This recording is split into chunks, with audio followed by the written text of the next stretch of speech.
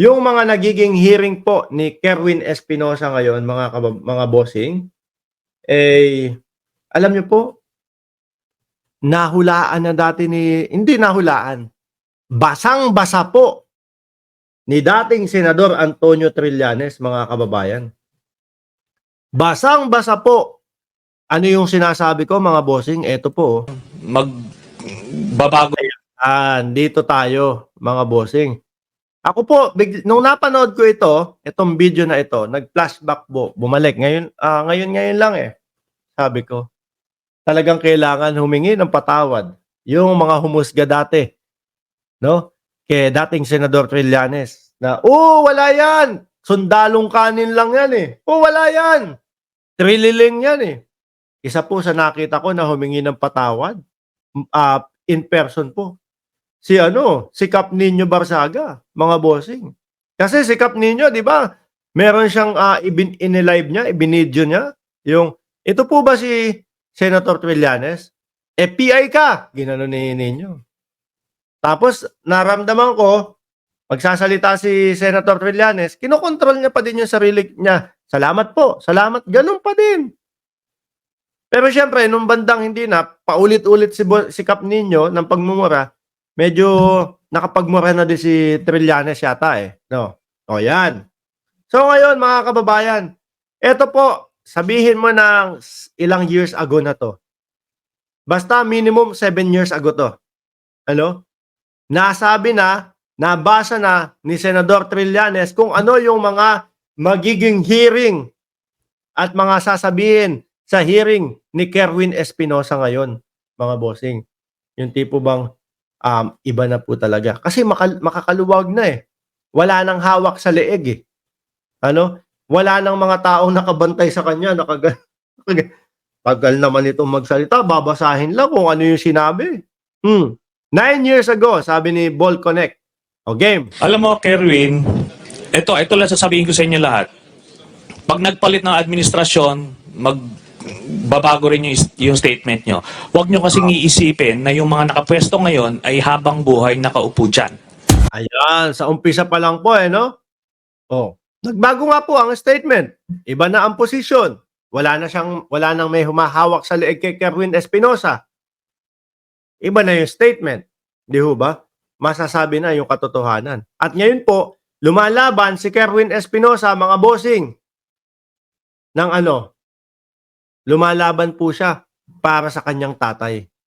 Sabi ni Lourdes Clavel, tama si Trillanes noon pa. Okay? Yun lang ang tatandaan mo.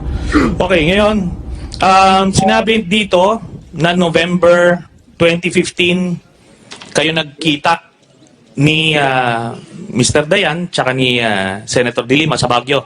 Ganun ba? Yes po. Sinasabi mo 2014. Yun po kasi tanda ko, sir, natawan. Totoo bang nagkita talaga kayo nito ever? Opo, Your Honor. Okay, 2014. Sigurado ka dyan. Yes, sir. Kailan kayo nag-split ni Senator? Wait lang po, mga kababayan. Atras ko lang ng onte paparinig ko ulit sa inyo. Yun lang ang tatandaan mo. Okay, ngayon, sinabi dito na November 2015, kayo nagkita ni Mr. Dayan tsaka ni Senator De Lima sa Baguio. Ganun ba? Yes po, Your Honor. Sinasabi mo 2014. Yung 2014 at 2015, mga bossing, di ba? Diyan kumukonek, mga kababayan. Balikan nyo yung vlog natin kahapon. Diyan kumukonek yung sinabi ni Kerwin Espinosa na pinagharap ulit sila ni Ronnie Dayan upang sa ganon magtugma sila ng date. Sinabi po mismo ni Kerwin Espinosa, mga bossing, na pinagharap pa kami talaga, pinag-usap po kami. Kasi magkaiba nga po yung date namin dalawa. Eto na po yung sinasabi ko ngayon yung recent, yung ngayon lang po na hearing. Ano po? Sabi niya doon sa hearing ngayon, pinag-usap nga po kaming dalawa kasi magkaiba po yung date namin dalawa.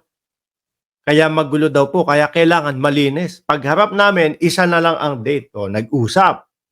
'Di ba? Which is, eto po, tumutugma po doon sa dating investigasyon o doon sa dating pagdalo nila sa Senado. Yun po kasi tanda ko, sir, natawan. Totoo bang nagkita talaga kayo nito ever? Opo, Your Honor. Okay, 2014, sigurado ka dyan. Yes, sir. Kailan kayo nag-split ni Senator De Lima? Sir, Kailan kayo naghiwalay? Kailan naghiwalay? Eto na yung sinasabi. Junel! Ay, iba. Si Dayan pala ito. O, kailan daw Kailan daw naghiwalay? 2015 po. Anong buwan? Mga last week of February, sir. Last week of February. After nung February 2015, asan ka na? Nasa Pangasinan na po. Wala ka na ba sa DOJ? Wala na po. Okay, wala ka na. So bakit ka ngayon pagkakatiwalaan kung split na kayo? Okay, wag mo muna sagutin yan. Compare with Isa pa yun. Di ba? Bakit ipapatawag ulit? O, yun yung pagkakatiwalaan. nagkita kayo, saan kayo nagkita ni Senator De Lima? Sa Burnham Park Sa po, Your Burnham Honor. Park kayo nagkita. Saan kayo kamo nagpalitan ng pera?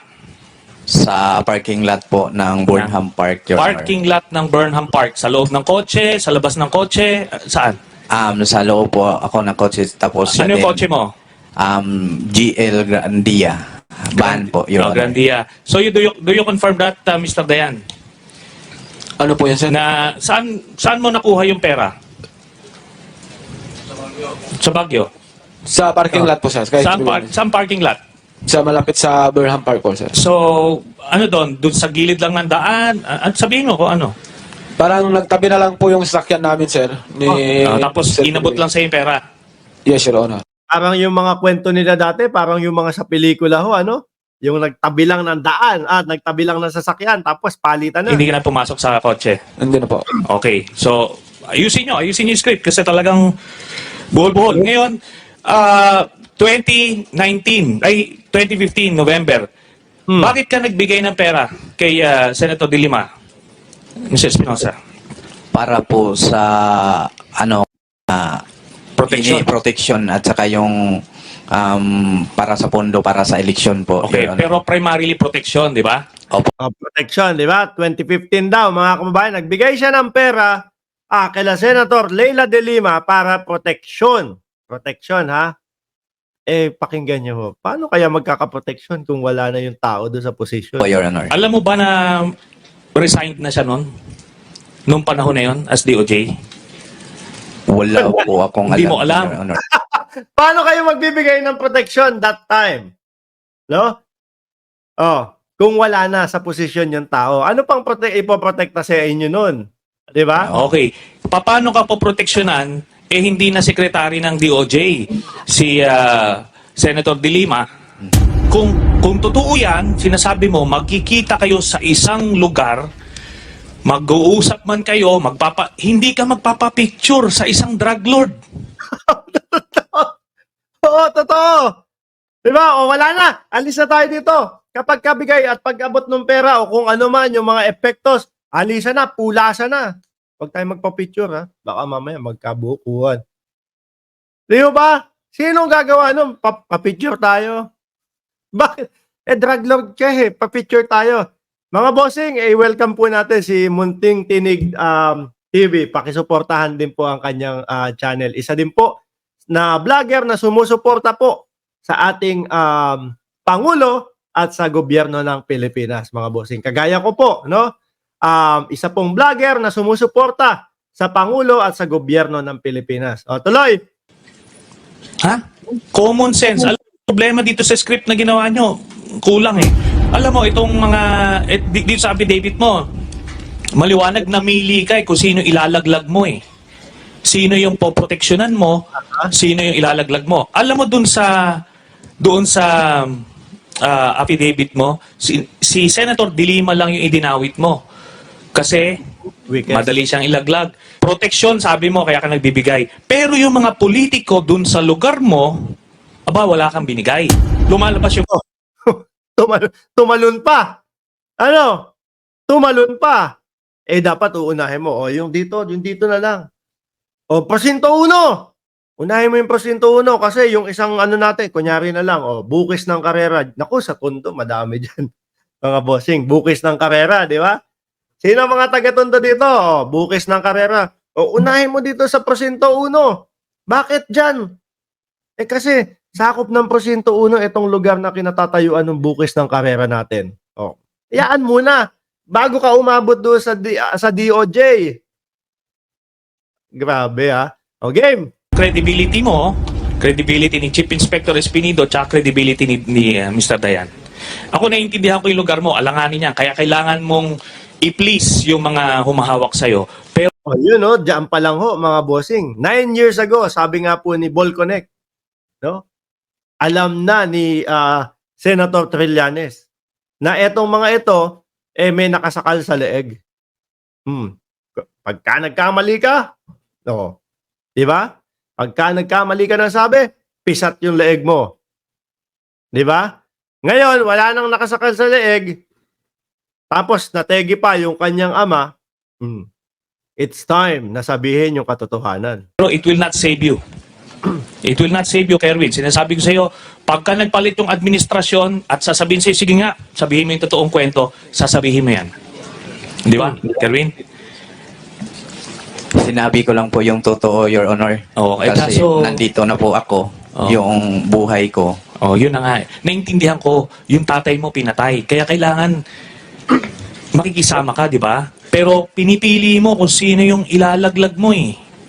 Marami kang hindi sinabi doon. Marami kang hindi sinabi doon.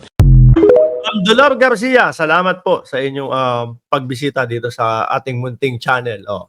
Yan ho, mga bossing.